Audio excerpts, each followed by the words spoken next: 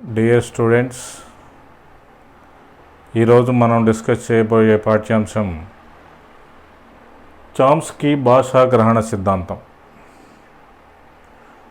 Chomsky భాషా గ్రహణ సిద్ధాంతాన్ని మనం డిస్కస్ చేయబోయే ముందు అసలు భాషా వికాసం అంటే ఏంటి, భాష అంటే ఏమిటి తెలుసుకొని దానిలో ఏ విధమైనటువంటి దశలు ఉన్నాయో తెలుసుకొని దాని ద్వారా భాషా గ్రహణ సిద్ధాంతాన్ని మనం నేర్చుకుందాం.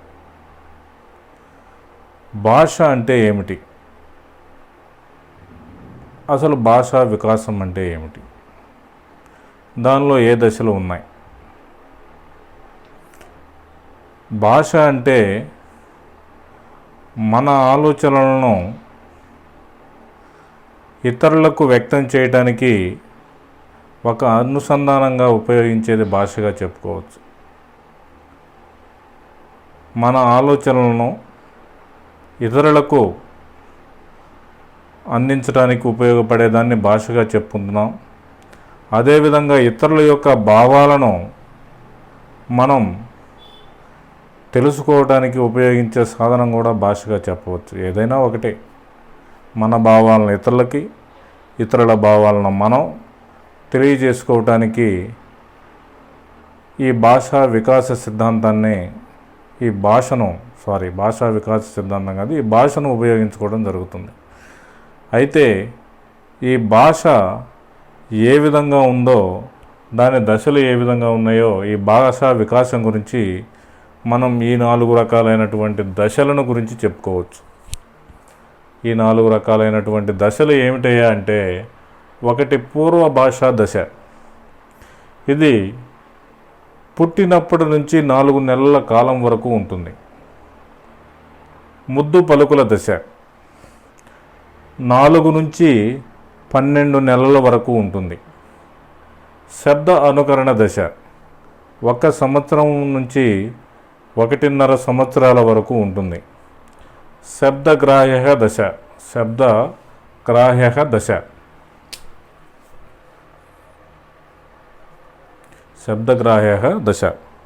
ఇది 1.5 సంవత్సరాల నుంచి 10 సంవత్సరాల వరకు ఉంటుంది.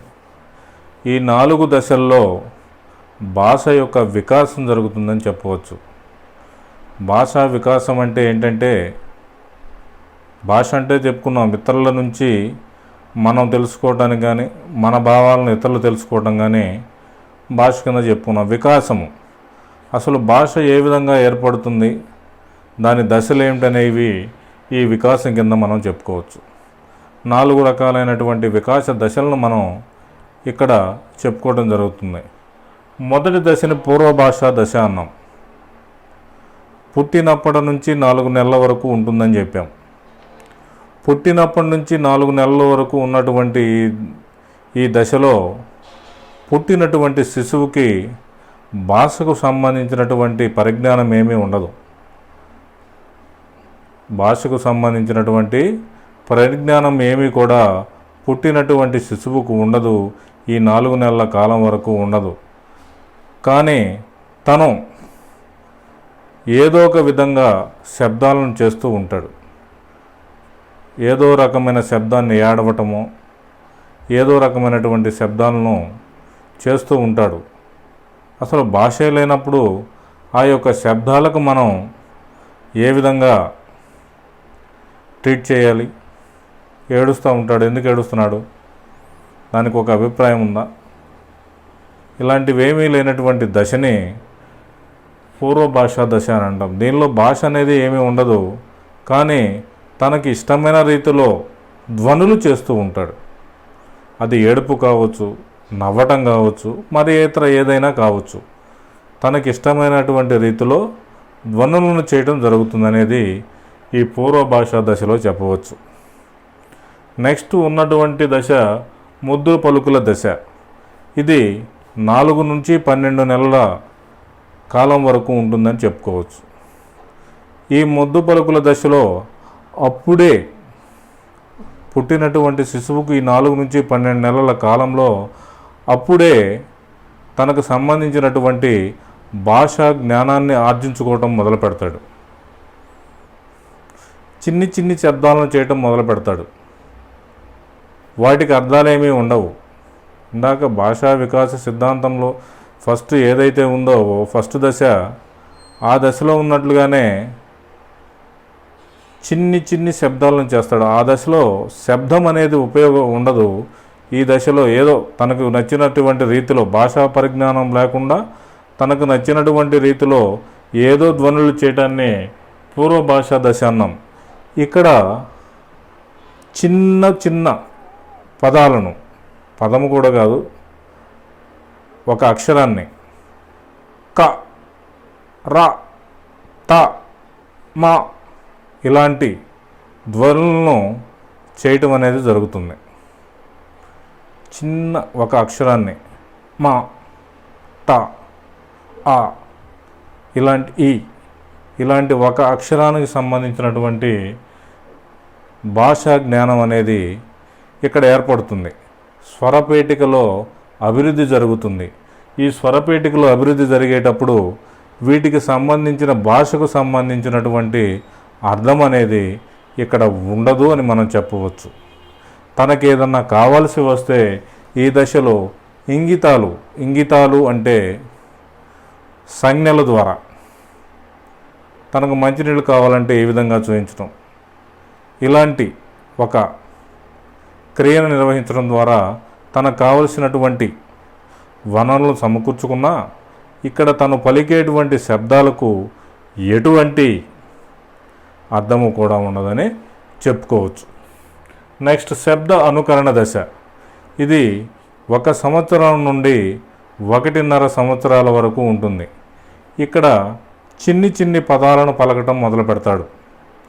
చిన్ని పదాలను పలకటం మొదలు పెడతాడు. ఈ పదాలు ఏంటంటే అత్త, అమ్మ, నాన్న, ఇతరులు పలికేటువంటి పదాలను బేరీజు వేసుకొని వాటిని పలకటం మొదలు పెడతాడు. ఇప్పుడు మనం సపోజ్ ఒక చిన్నపిల్లవాడికి అత్త అను, మామ అను, నాన్న అను, తాతయ్య అను ఇలాంటి పదాలు చెప్తూ ఉంటే చిన్న పదాలే, 2 అక్షరాలకు సంబంధించినటువంటి పదాలనే ఇక్కడ ఈ శబ్ద అనుకరణ దశ ద్వారా శిశువు అనేది వ్యక్తం చేయడం జరుగుతుంది. నెక్స్ట్ శబ్దగ్రాహ్యక దశ. 1.5 సంవత్సరం నుంచి 10 సంవత్సరాల వరకు ఈ దశ ఉంటుందని చెప్పాం. 1.5 సంవత్సరాల నుంచి 10 సంవత్సరాల వరకు కూడా ఈ దశ ఉంటుంది అని చెప్పాం. ఈ దశలో ఇందాక చెప్పినటువంటి పదాలను, ఆ పదాలకు సంబంధించినటువంటి వాక్యాలను తయారు చేయడం జరుగుతుంది. అన్నం పెట్టు, మంచినీళ్ళు ఇవ్వు ఇలాంటి పదాలను ఈ శబ్దగ్రాహ్య దశలో ఇతరుల నుంచి శబ్ద అనుకరణ దశ నుంచి నేర్చుకున్నటువంటి పదాలను ఇక్కడ వాక్యాల రూపంలో ఇవ్వడం జరుగుతుంది. ఆడుకుందాంరా, బడికి వెళదామా ఇలాంటివన్నీ కూడా ఇక్కడ ఈ 4 దశల్లో జరుగుతుందని చెప్పాం.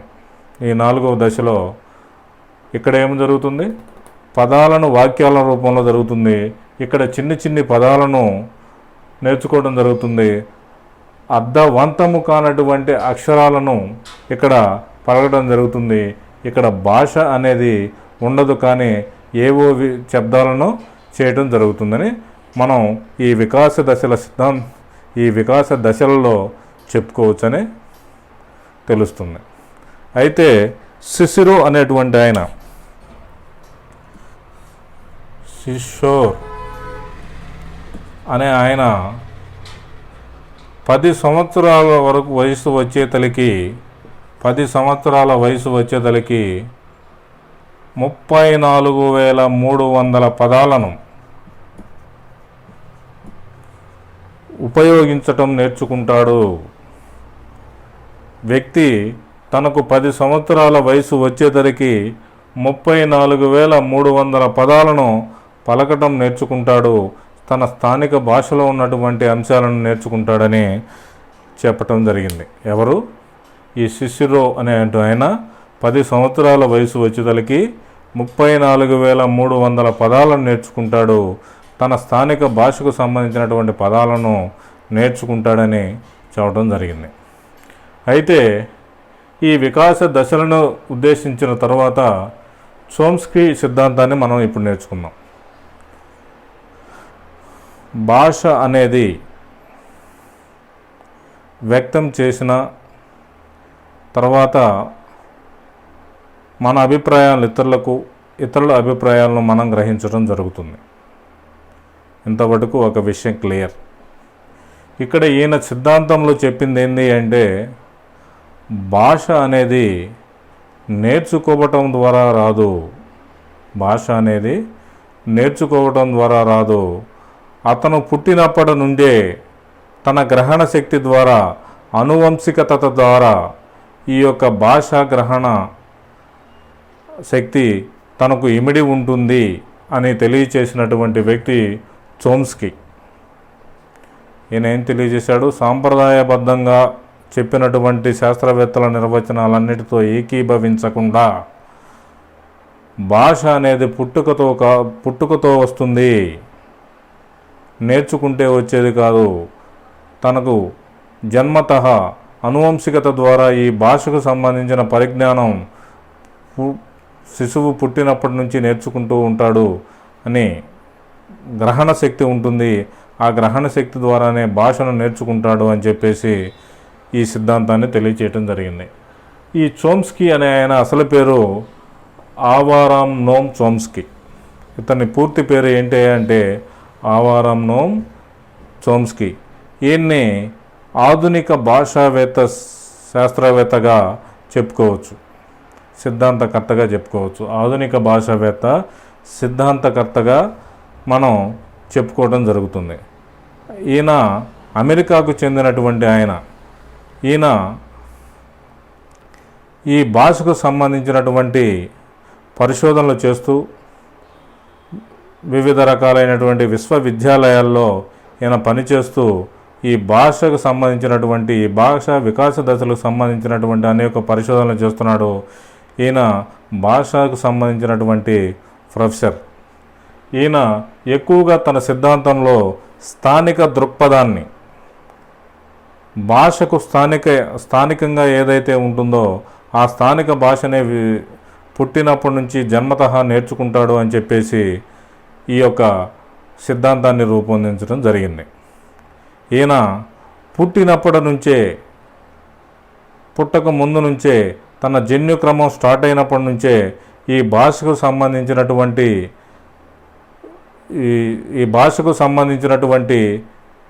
ఈ గ్రహణ సిద్ధాంతం అనేది పుట్టిన శిశువు తన జన్యుక్రమం స్టార్ట్ అయినప్పటి నుంచే ఉంటుంది.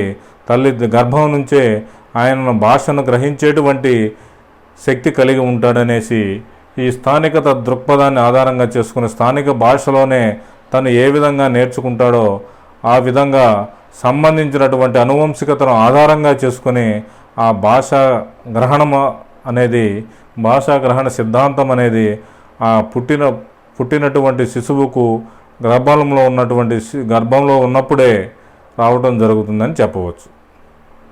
ఆయన సిద్ధాంతాన్ని మనం పరిశీలించినట్లయితే సార్వత్రిక వ్యాకరణం అంటే ఈ వ్యాకరణాన్ని మనం ఏ విధంగా చెప్పుకోవచ్చు అంటే కర్త, కర్మ, క్రియ ఇవి లేకుండా ప్రపంచంలో ఏ భాషకైనా కూడా కర్త, కర్మ, క్రియ, వర్తమాన కాలం, భూతకాలం, భవిష్యత్తు కాలం ఇవి లేకుండా ప్రపంచంలో ఉన్నటువంటి ఏ భాషకైనా ఇవి లేకుండా అనేది ఉండటం జరగదు. కర్త, కర్మ, క్రియ, భూత, భవిష్యత్, వర్తమాన కాలాలు లేకుండా భాష అనేది జరగటం లేదు. సో ఇక్కడ సార్వత్రిక వ్యాకరణం అని మనం చెప్పుకున్నాం కాబట్టి ఈ కర్త, కర్మ, క్రియ అనేది దీనిలో ఏ విధంగా ఉంటుందయా అంటే పుట్టబోయే శిశువుకు తల్లి గర్భంలో ఉన్నప్పటి నుంచి పుట్టిన తర్వాత కూడా తన అనువంశికత ద్వారా భాషను గ్రహిస్తాడు, భాషను ఆర్జింపజేస్తాడని చెప్పాడు. ఇప్పుడు సపోజ్ మనం తెలుగు భాష మాట్లాడుతున్నాం. మనకు ఈ భాషా గ్రహణ సిద్ధాంతం మన తల్లి గర్భంలో ఉన్నప్పటి నుంచే మన అనువంశికత ద్వారా తెలుగుకు సంబంధించినటువంటి, తెలుగు భాషకు సంబంధించినటువంటి అంశాలన్నీ కూడా మన మెదడులో ఫిక్స్ అయిపోతాయని చెప్పేసి ఈ సార్వత్రిక వ్యాకరణ సిద్ధాంతంలో తెలియజేశాడు. ఒక ఉదాహరణను మనం పరిశీలించినట్లయితే, పుట్టినటువంటి పక్షి ఆ రెక్కలు పెరిగి పెద్దవై తానంతట అదే ఏ విధంగా ఎగరగలుగుతుందో, శిశువు కూడా తన తల్లిదండ్రులకు సంబంధించినటువంటి తన తల్లిదండ్రులకు సంబంధించినటువంటి భాషను అదే విధంగా ఏ విధంగా అయితే పక్షి రెక్కలు పెరిగి ఏ విధంగా ఎగరటం నేర్చుకుంటుందో, సుదీర్ఘంగా ప్రయాణం చేయటం నేర్చుకుంటుందో, ఆ విధంగానే ఇక్కడ కూడా ఈ సార్వత్రిక వ్యాకరణం ద్వారా తల్లిదండ్రులకు సంబంధించిన భాష తన యొక్క మెదడులో వికసిస్తుందని, అది మెదడులో ఎడమ మస్తిష్కార్ధ గోళంలోని బ్రోకా అనే ప్రాంతంలో వృద్ధి చెందుతుందని ఈ సార్వత్రిక వ్యాకరణ సిద్ధాంతంలో ఆయన ప్రతిపాదించడం జరిగింది. ఎక్కడ? ఎడమ మస్తిష్కార్ధ గోళంలో మెదడులో ఈ బ్రోకా అనే ప్రాంతంలో ఈ సార్వత్రిక వ్యాకరణానికి సంబంధించినటువంటి ఒక భాషా గ్రహణ శక్తి అక్కడ ఏర్పడుతుందని, దాని ద్వారా శిశువు తనకు సంబంధించిన భాషా శక్తిని ఆర్జింపజేసుకుంటాడని తెలియజేయటం జరిగింది. ఆ తర్వాత శిశువు మెదడులో లాంగ్వేజ్ ఎక్విజిషన్ డివైస్, భాషార్జన పరికరం అనేది పుట్టినటువంటి శిశువులో జన్మతః తన మెదడులో ఈ బ్రోకా అనే ప్రాంతంలో ఎడమ మస్తిష్కంలో ఏ విధంగా అయితే ఉందో, ఈ ల్యాడ్ అనేటువంటి ఈ పరికరం ద్వారా, మెదడులో ఉన్నటువంటి ఈ పరికరం ద్వారా శిశువు తనకు సంబంధించినటువంటి భాషా జ్ఞానాన్ని పెంపొందింపజేసుకుంటాడని తెలియజేయటం జరిగింది. ల్యాడ్ అంటే లాంగ్వేజ్ ఎక్విజిషన్ డివైస్.